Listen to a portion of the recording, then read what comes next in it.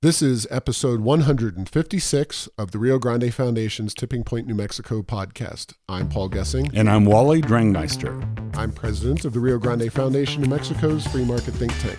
You can find out more about the foundation at riograndefoundation.org. Wally, we're still clinging to a lot of activity here in New Mexico, public policy-wise and politically, as we get towards the holiday season. But man, a lot's still going on here. Yes, the holidays don't take, or public policy matters seem to not take a break here in New Mexico. That is true. And I guess the Rio Grande Foundation is a little bit responsible for this because the first one anyway, right? Yeah. Well, you know, when you got to sue, you got to sue. And we filed a lawsuit thanks to our good friends at the Liberty Justice Center, which is a nonprofit law firm representing us at the Rio Grande Foundation on an issue of donor privacy, donor disclosure. It goes back a ways in terms of the issue base in New Mexico, and there was legislation that was vetoed by Governor Martinez. It was then subsequently pushed by Secretary of State Maggie Toulouse Oliver. It was then enshrined into legislation. I won't get into the details of everything. For that, you will have to listen to a future podcast, not this week's podcast, but the next week's interview podcast. I'll be talking to Daniel Sir, the attorney from the Liberty Justice Center.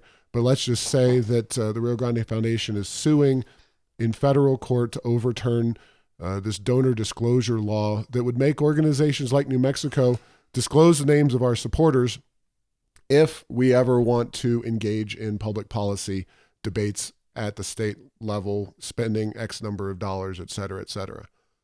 Yes. These issues are very interesting. It's like, there have been times in our history when these sorts of disclosures were no big deal. There's been times when there's huge. We've talked in a previous podcast how the NAACP was basically threatened and attempted to be silenced from this. And in the modern era, there's this whole thing where groups that disagree politically get other donors' lists and do things like doxing, which is sending their contact information out to the wide internet at large, encouraging people to harass them. There's all sorts of other threats and innuendo that happen. And so this is a very timely issue that impacts a lot of people. And what is interesting from a political point of view is, this is one of those that can and will over time cut both ways. It's one of those, right now it seems like it's being used largely against conservative groups, but this thing can go both ways, and free speech is, as we say, free speech. And I don't think there should be hindrances on it.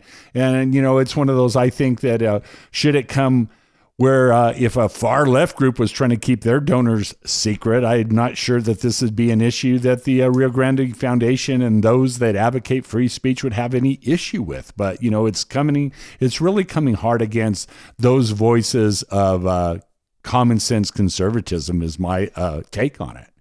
Yeah, and the Rio Grande Foundation takes a principled stand on this issue. It does go back years. Of course, you mentioned NAACP versus Alabama. That is one of the seminal Supreme Court cases, United States Supreme Court cases that enshrined in law the idea that organizations like the Rio Grande Foundation, like the NAACP, could withhold donor names from public bodies, including the state of Alabama in their case. And you can imagine what the state of Alabama in 1958 might have wanted to do with the names of supporters of the NAACP.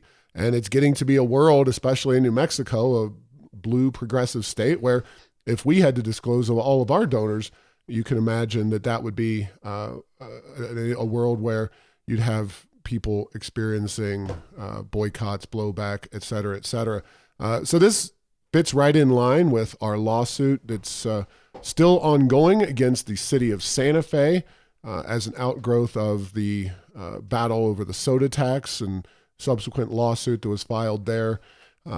We will be, like I said, doing a deeper dive into the legal issues surrounding this, but it is big news, and some would argue, talk to some people, I don't think they were just blowing smoke, said that it was the most interesting thing in the paper all week. It was in the Albuquerque Journal on Friday of last week, and I like to think that we've got a real shot on this particular issue. Of course, the folks at the Liberty Justice Center, and we're doing this in federal court, of course, because we wouldn't have a great shot at state court, but in federal court, I think we can get a fair hearing. However, the Liberty Justice Center folks, they don't get into these issues to lose, and they are very sound organization. They may be known, you may have heard their name, because they represented Mark Janus, the Illinois public employee who took the union to the U.S. Supreme Court and won in the case of Janus versus ASME. And that was obviously a seminal issue, giving right to work to all public sector employees. I can't vouch that this one will make it to the U.S. Supreme Court, and we'll have the Rio Grande Foundation versus Maggie Toulouse Oliver, but stranger things have happened, so we'll just have to play it by ear. Yeah, absolutely. A better outcome probably would be a lower court finding that was positively held on behalf of the foundation, and then they decide not to continue to fight it. But this is America, and a lot of lawsuits happen, and there's a lot of opportunity for appeal, so we'll have to see. So final thought is, every time I hear you say Liberty Justice Center, I think of Justice League of America. Maybe the two are blended. One's a comic book, the other fights for constitutional rights and freedoms that we have, and this will be a great one to see what happens. Stay tuned. Any idea what time it might appear before the court at this point? Or, I know these things take a while. These things do take a while. We're still waiting for the courts to act. Just the first step on our Santa Fe challenge, and that issue happened a few years ago, and the court proceedings happened pretty quickly after that. So we're talking, we're a few years in now with the city of Santa Fe, also federal court. So we're hoping to get some action sooner, but yes, these things do take time. And something else that's been happening over time is that the state of New Mexico, alongside various federal spending programs, et cetera, have been boosting child care funding for families here in New Mexico. This is, of course, a huge priority for the left. And while the Legislative Finance Committee, it's kind of the internal think tank of the New Mexico legislature, certainly not a conservative body, generally pretty good, nonpartisan, but they did a report that was released this past week in which they found that state child care assistance is not impacting educational outcomes for kids. That was the exact wording of the headline. Of course, there were some media stories that came out of this, but not really a very well covered issue. And the lefty groups that so often control New Mexico public policy, not exactly going to shout this one from the rooftop. So we wanted to make sure that folks listening to this podcast hear this information. But there's a very simple chart located at airsofenchantment.com. It's directly taken from the LFC's report. By the way, a bipartisan issue here. Governor Martinez, starting in about 2015, started to allocate more and more money for child care assistance. Back in 2015, we're talking a total of $80 million or so dollars, maybe $82, $83 million, according to LFC. Now that number is 145-ish, starting this year, fiscal year 2020, which is already going. And like I said, the LFC says there is no impact to educational outcomes from these programs. Not a surprise to us at the Rio Grande Foundation. We have called into question the early childhood rush to spend more and more money on these issues. And it's not a surprise to us that the LFC throws some cold water on the issue of this impacting positively outcomes academically for children. Yeah, and Paul, a question for you. You may or may not know the answer. Just listening to you visit about this one is, there's all these programs that have, I don't know what you would call it, common knowledge, or, the traditional thinking is, of course, this does that, A impacts B. But when you look at the data on a lot of things, as in this case, it's not unreasonable to think that child care assistance would impact education outcomes. It's one of those that's, you can test it. And in this case, it wasn't true. The whole issue of education in New Mexico is a question I would have that I've never really seen anything from the LFC or anywhere else is, what really does impact educational outcomes? What are the policies that should be done? Because it always seems like these policies come in from an advocacy, whether it be the teachers union, some other cause, come in and say, this is what we ought to do in education. But it seems like it's never tied back to that thought and we have it's been proven in other states, or it's been proven in a test in our state that this is really effective. And this is just another one of those things that, again, you hear about it. Boy, that sounds like a good thing. This child care assistance. Of course that would help. Maybe it doesn't. How many other things are out there in the educational bureaucracy that are bringing it down is the reason that we're not getting the educational attainment we want in our state? Yeah. To answer your question, I would say that there may not be an exhaustive list, but school choice at the K-12 level has been studied extensively and has generally been found to have a significant improvement in student outcomes. That is one component that we've really not explored here in New Mexico. We've criticized and had some intense discussions with people on the left about the idea of school choice. Certainly charter schools are one aspect of choice, but there's a lot more ways to do school choice that we really haven't done in New Mexico. Private school choice, aside from people who can just go and afford it for their children, not really an option. That's one way. The other, we've talked to Catherine Stevens. She is a expert and academic from the American Enterprise Institute on this issue.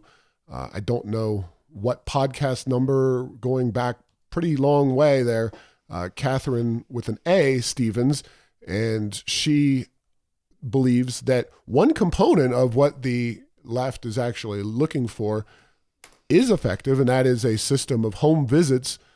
You have to have families that are interested in accepting that kind of assistance, because if you show up at somebody's house who's just had a child and say, we're from the government and we're here to help you raise your child, that's not going to elicit a lot of interest from a lot of folks. But some people might be interested in tutoring and tips on raising your child, just disciplining and food and those kinds of things, because let's face it, in today's world where you've got fractured families and people who don't really know how to teach their children much of anything, reading, writing, balancing your checkbook, whatever it may be, there's a lot of issues with regard to parents passing down that generational knowledge of what to do and not do when it comes to parenting your child. Now, the issue with that, one, is you have to get some degree of buy-in from the parents, and that can be difficult. The other is it's a lot cheaper to just do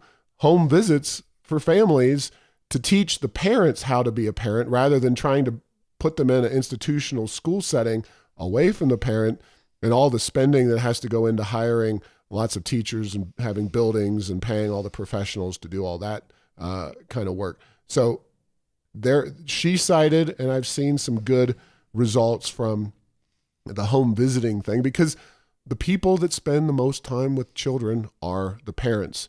Even if you put them into a school at 3 years old or 2 years old, as it seems to be preferred on the left, that's not going to be enough, even if it is a good thing, which I think it's very open to question and still further research. There's a lot of conflict in terms of the data on early childhood education. And, you've got countries like Finland that don't even start their kids into school until 6 years old and kick the what out of us on these outcomes when it comes to education. So there's those two areas I think are worth exploring more. Yeah, no, and those again, those are sensical proposals, and the fact that if there's data to support that, and my thought as you were explaining is that it does make sense, because think about it, is that if the parents are better, and like you say, even no early childhood development program that I know of, they're not advocating putting in 3-month-olds, for example, but just how tips that are known in some quarters and not in others, just the number of books you read to your children when they're 1, 2, 3, 4 years old, how you talk to them. There's just a lot of things that maybe come somewhat naturally for people, but are not necessarily widely known. It would make sense that those things could help. So maybe we will see some of those proposals in the coming legislative session. We will wait and see. Yeah, if you're talking school choice, we will not likely see a proposal get very far, because the Democratic Party is a wholly owned subsidiary of the teachers' unions, who do not want any choice in the private sector. They don't like charter schools very much, but charter schools do have enough of a toehold to at least survive here. There does seem to be a concerted effort to prohibit charter schools from actually growing, which is one way of kind of strangling that particular threat into the, and getting rid of them. But at least in this current political environment, there's not going to be any choice. And the left does not seem inclined to separate any of the aspects of, when you get them on the spot, you get them discussing it, they don't talk about, well, there's this component, there's that component, and we could separate out the different aspects of this early childhood program. They just want to talk about early childhood in general. They don't want to talk about home visits versus pre-K and the effectiveness or ineffectiveness of the two different aspects and what those costs might be. They want to have the whole thing. And again, I believe this is directly related to they can grow the bureaucracy. They can control more of a percentage of your child's life under that system by enacting a new pre-K model. And tapping the permanent fund is not a prerequisite for pre-K. They've been expanding pre-K, and again, this goes back to Governor Martinez and her desire allegedly to improve our education system. I'll take her at her word. I don't think she was allocating money wisely to do that. And of course, she was doing it at a time of tremendous budget scarcity relative to where we are today. Politicians of both parties often do things for reasons that are not entirely based on research, or maybe they're misinterpreting things, or maybe they're just doing it straight up politics. And I think this is one case where the past governor was sold a bill of goods on pre-K and early childhood. So that is that. And we will now move on to the next subject, which is further exploration of what the Taxpayers' Bill of Rights, like Colorado has, could mean to New Mexico. And we did some numbers prior to the latest budget data coming out. We had assumed an $8 billion general fund, which was up from 6.3 when Martinez left. It's actually 7.882, which is still a massive increase in the general fund budget of the state of New Mexico. And we wanted to look at that. And so we went in and wrote a piece, did some articles on this, have blog postings, have some great graphics out.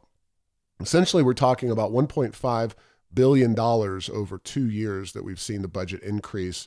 And what would that money, if we just allowed government to take inflation, population growth, and account for that, what would we see back in our own pockets? And it's ultimately over $730 for each man, woman, and child in the state of New Mexico. If the government had to just use inflation and population growth as their growth metric, like Colorado does, and then send everything else back, the average New Mexican would have gotten $730 back. And, we have one of the graphics. It says, if New Mexico had adopted a taxpayer's Bill of Rights in 2016, before the oil and gas boom, every man, woman, and child in the state would receive a refund check for $731, $3,655 for a family of 5. That is a Disney World vacation or Disneyland vacation, either one. So that is real money, folks, and it's money that is in Colorado returned to the people. And in New Mexico, it's gobbled up in the form of bigger and bigger government. And I've already discussed at some length, and you could read the piece that ran in the Las Cruces Sun News, Carlsbad, Current Argus, and several other papers around the state, which details just how much better Colorado's economy is than New Mexico's. You can say it's not all attributable to the taxpayer's Bill of Rights, but we've actually done some pretty good number crunching, and there's a lot of that growth that really is attributable to Colorado's limits on government. Yeah, it's interesting. When it comes to certain government programs, there's a lot of political infighting, and you look at the per capita amount, and it's this dwarfs that. I mean, this $730 per person, that's real money here in New Mexico. Now, I maybe asked a naive question about education policy getting some hearing in the upcoming legislature. I think I've been around enough to know that I don't think we're going to have a taxpayer Bill of Rights get very far in the New Mexico legislature. So at this point, this is just hypothetical, but I think it does put into really sharp focus the type of money that's available. And, in a representative republic like we have here, it's not impossible that something like that could be enacted in New Mexico, and New Mexicans would get more money back. Yeah, and we did some additional number crunching. And of course, Colorado's TABOR goes back to 1992. And we looked at per capita personal incomes. And you have to understand that this is not just seen as a neutral policy, like maybe it's a good idea, maybe it's not. The defenders of big governments, and they are many in New Mexico, and they are on both sides of the aisle. But in Colorado, per capita personal income has grown 32% faster than New Mexico's since 1992. So we've seen Colorado, the people of Colorado getting more and more prosperous, while New Mexicans have not done nearly as well. And, the ultimate factor, and, it's really the genius of the founding fathers that set up the United States in the first place. They created an opportunity for people to vote with their feet. If they don't like what's going on in California, they can move to Texas and they can experience a more free market environment. They have to deal with all the weather positives and negatives. And I understand California's generally got nice weather. Colorado, New Mexico, it's not too different. There's lovely mountain vistas, not a lot in the way of water and rivers, a lot of natural resources, a lot of skiing opportunities, those kinds of outdoor activities. So when you talk about Colorado versus New Mexico, there's a real simple, straightforward way to compare. Well, since 1992, Colorado's population has, the growth has exceeded New Mexico's by 121%. So Colorado is growing population. People are voting with their feet by moving to Colorado to the tune of 121% more than New Mexico. We picked an arbitrary date, 1950. We looked at the 42 years between 1950 and 1992. The difference was only 28.5%. Yeah, and if you look back, and let's just use 1992 as just the base mark for this this thought experiment. In 1992, Colorado and Arizona, for that matter, were a lot more like New Mexico than they were different when you get right down to it. Their economies, their population sizes, their growth rates, there are always differences between states.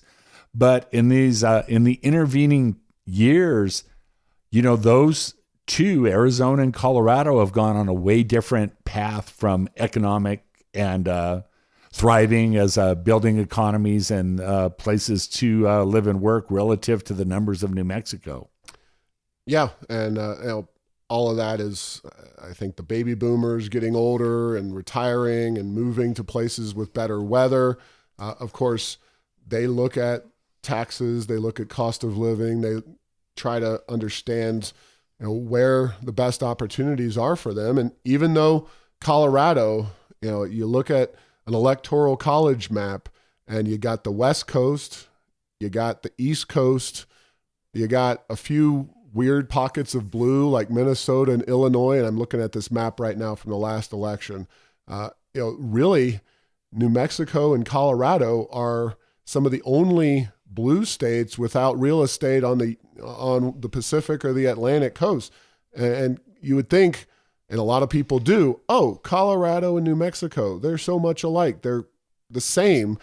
Well, maybe they both vote blue in elections, but when it comes to the size of governments, the health of the overall economy, and a lot of other issues, Colorado is kicking our butts. And I think the Taxpayers' Bill of Rights, and folks who, by the way, I've talked to a lot of folks who have lived in Denver for a long time, and they can say that Denver in the early 90s was kind of a dump. It wasn't really now it's the hot place to be, arguably one of the fastest growing cities in the whole country, a really hip, hot happening town. Yeah. I think only Austin, Texas might beat it on the current hip meter in terms of economic, cultural, every other thing. So but you're right. And that's that whole point. That wasn't that long ago that it was struggling. And I would even go so far as to say in 1992, a lot of people might say, Denver, I'd much rather come to Albuquerque. Well, from a weather perspective and from a lot of other perspectives. And nowadays, the main thrust is traffic. Of course, traffic is a different ball of wax. It's a prosperity-driven problem. It takes some real innovation, some real outside-the-box thinking to get beyond the government-controlled and operated transportation network, which even in a city like Denver, in a state like Colorado, where the Taxpayer Bill of Rights has a lot of incentives to push beyond that. What did they do when their traffic started getting bad? They dumped a bunch of money into this goofy RTD system, and has that done a lick of good to solve Colorado or Denver's traffic issues? I think people who drive regularly in Denver commutes will say that had very little to do with anything in terms of improving the commuting times. Yeah, a bad commute in Denver because of this public transportation. Instead of taking an hour and 47 minutes, it takes an hour and 46 minutes and 54 seconds. So, was that 6 seconds really worth the tens of millions and hundreds of millions of dollars? Because I think it's billion plus. Yeah. Okay, there you go. Yeah, I have taken the RTD before. It's not entirely inconvenient if you go up and go visit. It goes to the airport, which at least is something that any self-respecting transit system, unlike ART, should do. Yes. And it goes to the major professional sports stadiums, which you can, if nothing else, rack up massive ridership numbers by taking certain amount of people. Their capacity for the RTD is just simply not enough, right. Even if you have a significant percentage of the people attending those games, either the Rockies or the Broncos or even the hockey games or Nuggets games that want to take the transit down there. But and that's one of the one of many major issues with the transit systems. But the fact is that it's still not really useful for people on a day-to-day basis up there, just like the ART isn't going to be. We're going to not really delve into the ART this week as much as we'd like to talk about more crashes. No more. We won't do the crash update this week.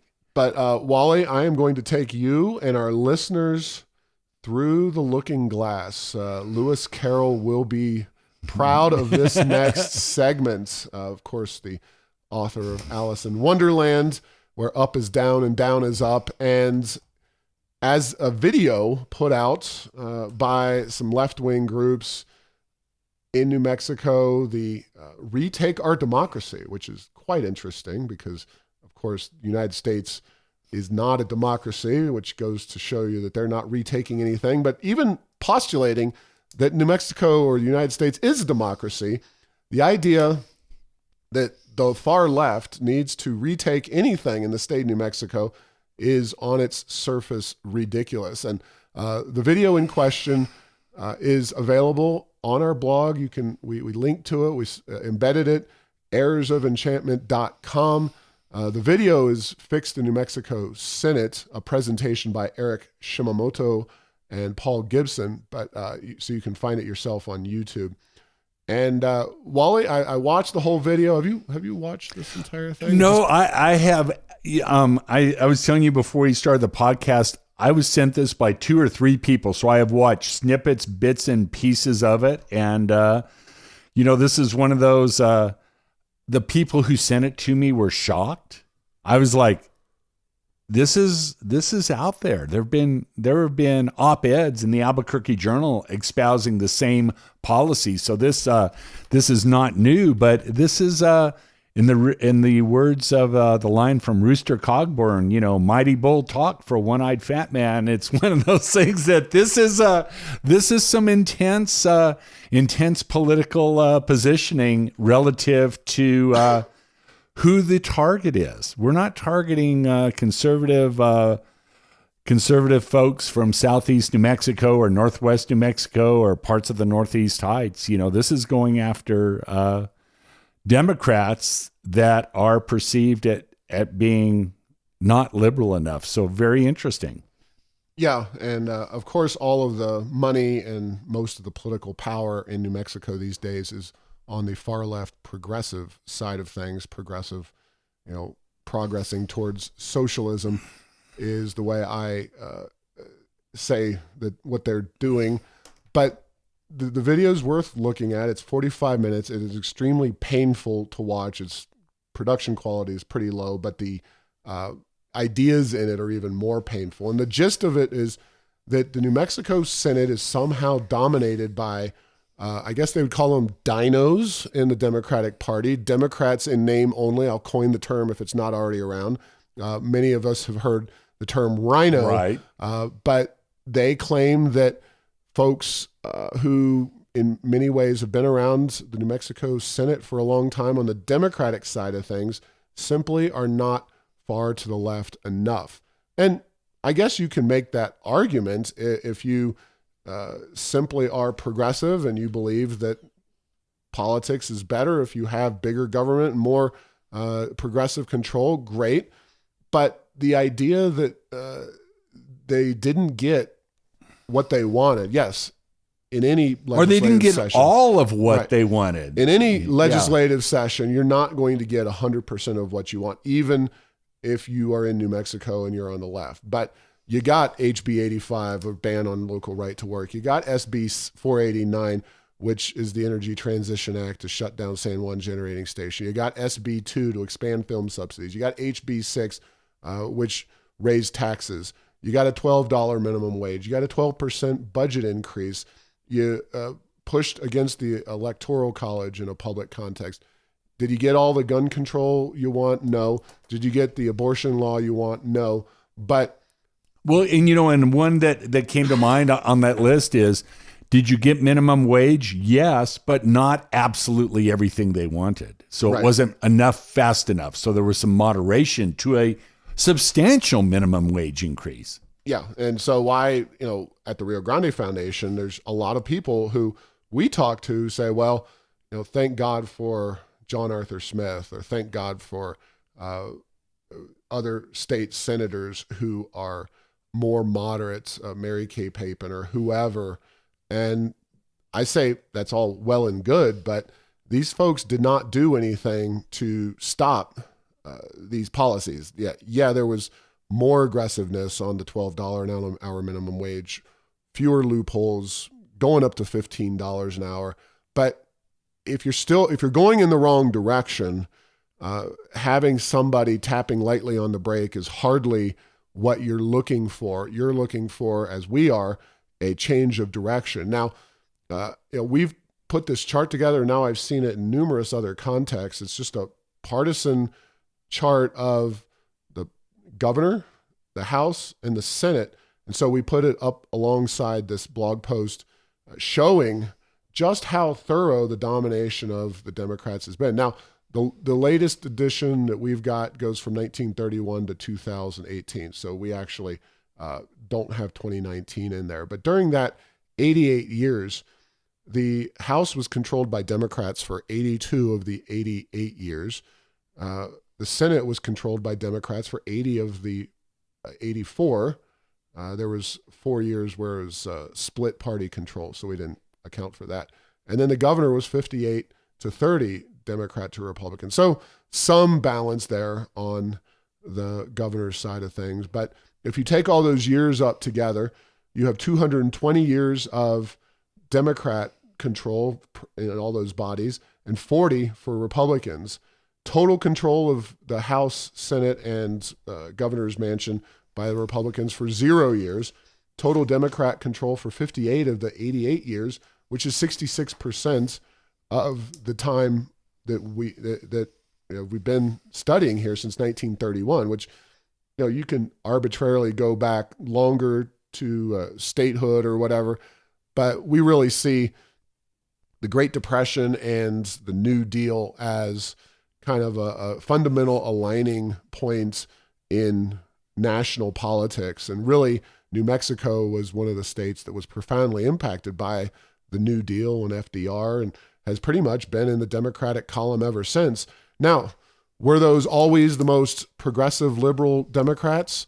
I would say, to counteract the video, I would say that from a economic perspective, yeah, they were pretty darn progressive Democrats. I mean, New Deal Democrats may not be the same as today's progressives, but they're pretty far to the left on most economic issues. And for their time in terms of where the political spectrum was, absolutely. Right. Yes, you're right. The left has moved way further left. We're not talking about Mississippi or Alabama that were in many ways fairly conservative Democrats that were that way because of historical reasons.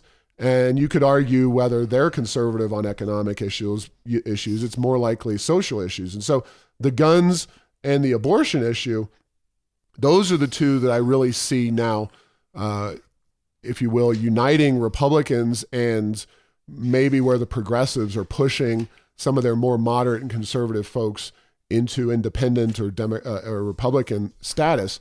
But economically speaking, I cannot point to any time period in New Mexico history where there was some fundamental shift in a free market direction. Of course, right to work would be the most basic baseline option. If you have a true conservative in power, you should be able to vote yes on right to work. And there's famous stories about then Governor Bruce King that was ready to sign right to work. But you know what? He didn't. And I think if he had, maybe that would have changed New Mexico's trajectory economically and made it a more conservative place. But it's not as progressive as they want. But I say, God bless them, continue to spread this message. And the further that we can make what I think is I think fundamentally New Mexico is not a progressive state in a true what we believe kind of context. They're not libertarian either, but they're certainly not as progressive as the progressives who control much of their party want them to be. They just have a lot of money and a lot of political savvy right now, and I think everybody else is trying to catch up. So we'll see.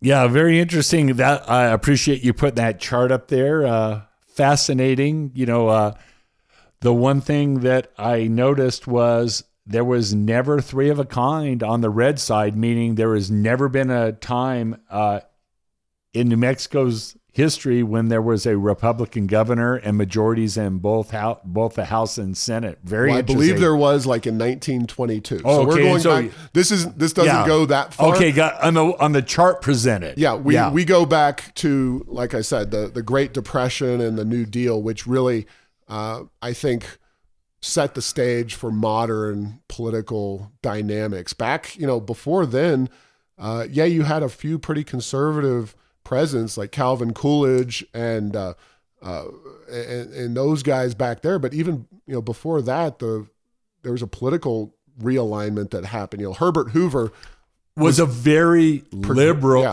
very progressive Republican. And so I'm with you. I was going to say, and that does make sense because from the in the late 1800s into the early 20s and 30s, the political systems were not nearly as well aligned as they are now. So I know we're getting back into the weeds, but we're talking about the era when the die was really cast for New Mexico moving forward, and there's a lot of history there, and I'm not even privy to all of it. It literally goes back to the Teapot Dome scandal and all kinds of stuff that is just beyond the scope of this podcast. If you want to find out more, maybe somebody's got a decent New Mexico history podcast. But the fact is that the progressives, whether they are completely off base in their arguments or whether they are justified in any way, shape, or form, saying that, well, now New Mexico is embracing this more progressive mindset, which I think is incorrect, they are definitely pushing fast and furious to get their bills, get their policies enacted, come what may at the polls. And I know for a fact that the progressive groups, funders, etc., they are dedicating themselves to holding serve in the House. That means not losing much of anything in the House, and even a handful of seats shifting to the Republicans back in the House doesn't change the dynamic at all. The Senate is what they are going for. Of course, the Senate in New Mexico is up every 4 years. The Senate is a little more moderate, but if they get progressives at every base, if you will, in the Senate, take over a few Republican seats, Katie bar the door. And of course, this is a redistricting year. There's a lot at stake in 2020, and it's going to be very interesting to watch.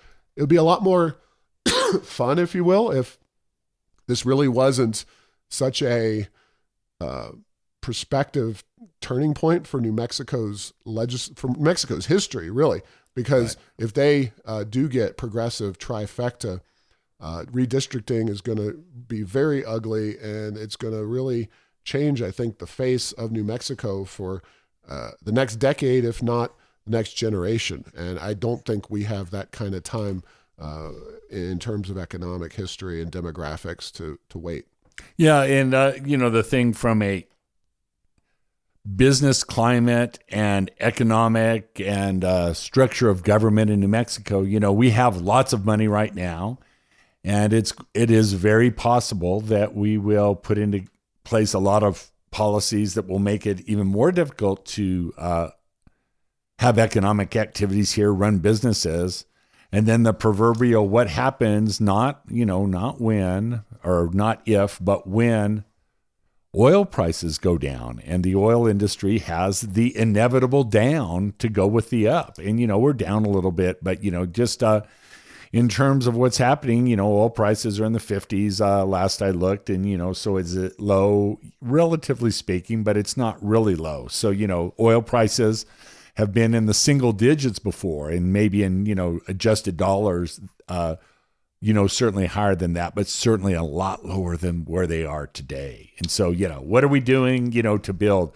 There's this thing called sustainability that, unfortunately, from how it's used politically, I think has no meaning of any kind. But it's, if you just take it, it's kind of Webster's dictionary meaning of something that you can help sustain into the future. That's probably not a sustainable thing for New Mexico to go all progressive, spend all the money we have, and then some, leverage up our future, and then hope things work out well with the oil and gas industry. If the progressives get what they want and take over the legislature as they want, there will be tremendous pressure for the somewhat less, I would say the money caucus. They're no less progressive, but they like the money that the industry puts into the state budget. Yeah. People like Brian Egolf, people like our governor, there's a number of others. And if the progressives were to, they're coming after Brian Egolf in a primary, win that and a handful of other races, that fracking ban that was introduced last session could easily become the law of the land, and that would change everything right away. Now, we'll see. I mean, it'll be a very difficult position for the progressives, much like my dog.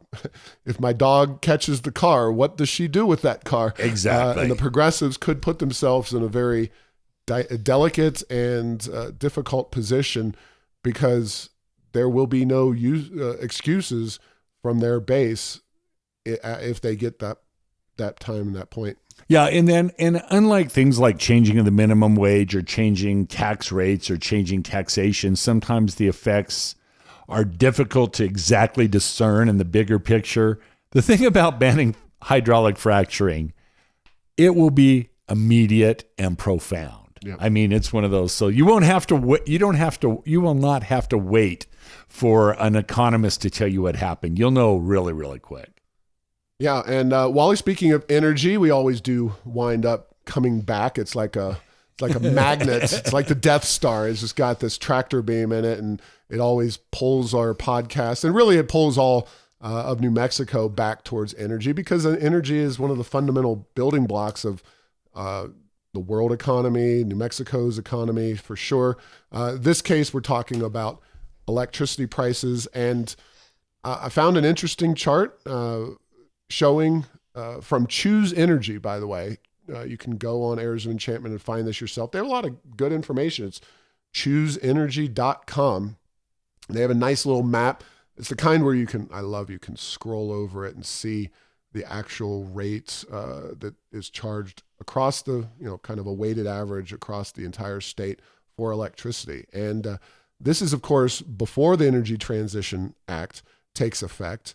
New Mexico, throw out California, has the highest electricity rates of any state in the West. Again, Alaska and Hawaii being different because they're non-contiguous, but throw out California and we have the highest electricity rates in the Mountain West. And it's largely, and we predicted this at the time, renewable portfolio standard that was put in place to demand 20% of our electricity become so-called renewable. And you go to other states that don't have these restrictions.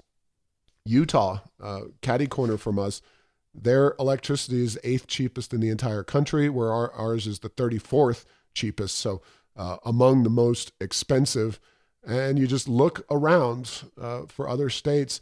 And then I helpfully provided another chart that shows which states have adopted renewable mandates on their electricity generation. And it is not surprising that the American South, a conservative bastion and also a bastion when it comes to relative electricity freedom, that those states tend to have relatively inexpensive electricity prices.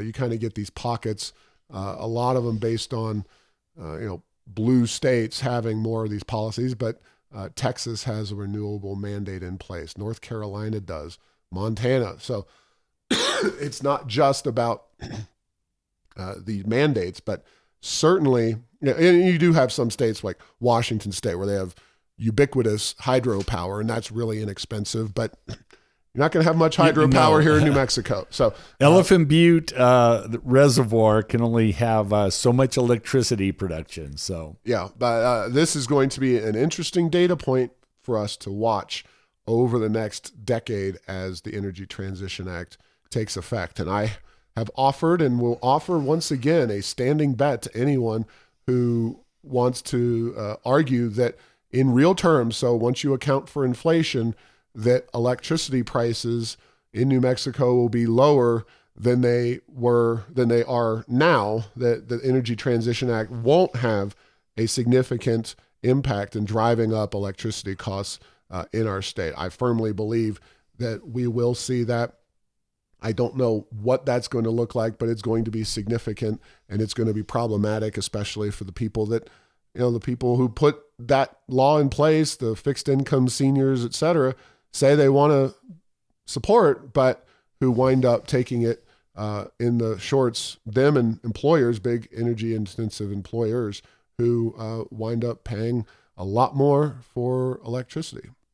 Yes. the chart very helpful that shows all of the renewable mandates around the country.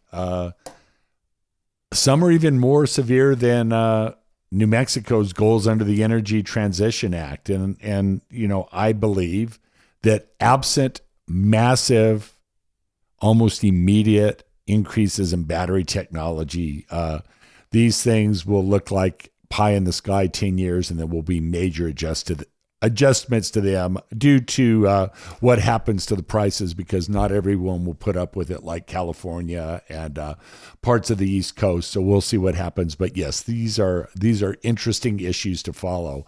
I think that politically for our governor, I think the results of this may well come to full fruition in her second term, not necessarily her first, because these things take a while to implement.